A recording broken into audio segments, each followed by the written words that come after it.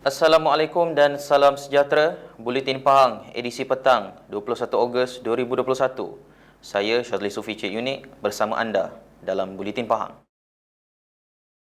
Penduduk di lebih daripada 100 buah kampung di seluruh daerah di Pahang kini dapat menikmati perkhidmatan jalur lebar yang lebih laju, berkualiti dan berkesan. Ini hasil daripada siapnya pembinaan 26 menara baru dan 97 stesen pemancar yang dinaik taraf pada bulan Julai baru-baru ini.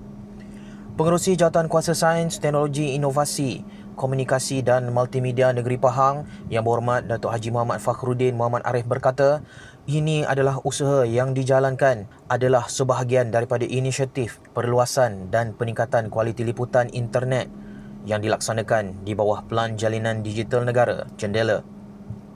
Beliau berkata kesemua infrastruktur digital baharu ini akan menyediakan perkhidmatan internet lebih laju melalui rangkaian 4G.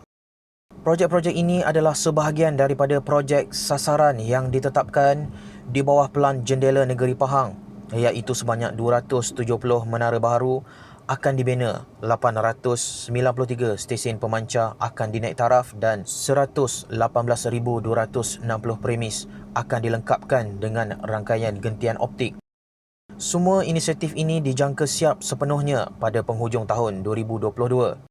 Pelaksanaan JENDELA di Pahang telah mendapat sokongan padu Kerajaan Pahang apabila beberapa dasar baharu telah dilaksanakan Kerajaan Negeri Pahang di bawah pimpinan Yang Amat Berhormat Menteri Besar Pahang, Datuk Seri Haji Wan Rosdiwan Ismail, termasuk memperakui komunikasi sebagai utiliti ketiga serta pemakaian garis panduan perancangan infrastruktur komunikasi sebagai rujukan dalam setiap pembangunan infrastruktur komunikasi melibatkan kawasan-kawasan baharu di negeri Pahang. Baru-baru ini, MC Pahang meneruskan lagi usaha turun ke lapangan bertemu dengan Ahli Dewan Negeri Muazzam Shah Yang Berhormat IR Razali Kasim bersama dengan pimpinan tempatan bagi memperjelaskan usaha-usaha tambah baik liputan telekomunikasi melalui pelaksanaan JENDELA di Muazzam Shah. Beliau berkata bagi Dun Muazzam Shah pula, sebanyak 4 menara baharu akan dibina dan 125 stesen pemancar juga akan dinaik taraf serta 4,931 premis sedang dilengkapkan dengan rangkaian gentian optik.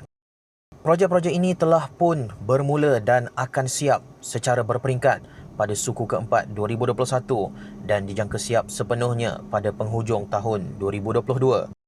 Kerajaan Pahang bersama MC dan pihak terlibat sedang menterjemah perancangan capaian internet di seluruh negeri ini sebaik mungkin, termasuk di kawasan pedalaman dan perkampungan orang asli, agar semua lapisan masyarakat dapat menikmati jaringan komunikasi yang lebih baik.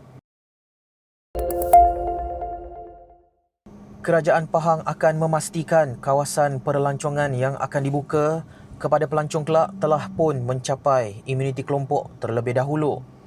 Pengerusi Jawatankuasa Perlancongan Kebudayaan, Alam Sekitar, Perledangan dan Komoditi Negeri Pahang Yang Berhormat Datuk Seri Muhammad Syarkar Samsudin berkata, ini bagi memastikan penularan COVID-19 dapat dikekang.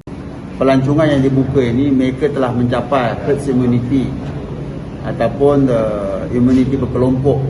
Maksudnya sama ada penduduk, pekerja ataupun petugas yang berada di situ, mereka telah pun mendapat suntikan vaksin sebanyak 2 kali.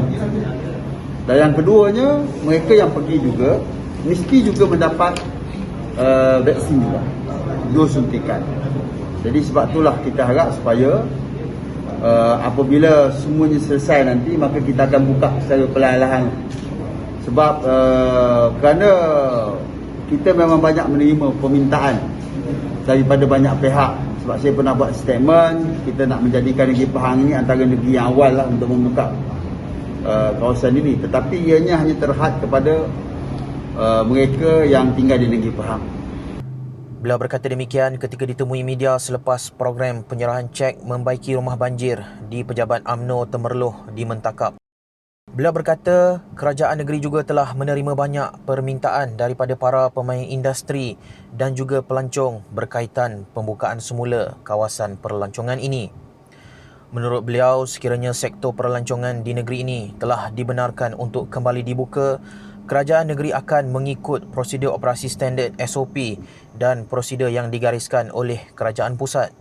Pihak Tourism Pahang sebelum ini memaklumkan terdapat 8 lokasi yang telah dikenal pasti bagi menerima pelancong, iaitu Pulau Tioman di Rompin, Janda Baik di Bentong, Taman Negara di Jerantut, Genting Highland di Bentong, Bukit Fraser di Raub, Pusat Konservasi Gajah Kebangsaan di Kuala Gandah, Temerloh, Taman Negeri Rompin dan Cameron Highland. 3 lokaliti di Pahang, masing-masing 2 di Kuantan dan 1 di Temerloh dikenakan Perintah Kawalan Pergerakan diperketatkan PKPD bermula 22 Ogos sehingga 4 September depan. Ketua Pengarah Keselamatan Negara Majlis Keselamatan Negara MKN, Datuk Rozi Muhammad Saad berkata, PKPD di Kuantan membabitkan Taman Balok Makmur dan Kampung Seberang Sungai Ular, manakala Flat Damai Taha pula di Temerloh. Katanya pelaksanaan PKPD itu berdasarkan penilaian risiko dan trend jangkitan COVID-19. Sementara itu, Kuala Tahan di Jerantut serta Taman Seri Layang, Taman Rimba dan Taman Tualang Indah di Temerloh yang dikenakan PKPD sejak 8 Ogos lalu akan ditamatkan esok seperti yang dijadualkan. Bagi kawasan Felda Sungai Pancing Selatan, Kuantan yang dikenakan PKPD pada 9 Ogos lalu ditamatkan esok, iaitu 2 hari lebih awal seperti yang dijadualkan sebelum ini pada 22 Ogos. Sekian Buletin Pahang, edisi petang bersama Unit Komunikasi dan Media Pahang.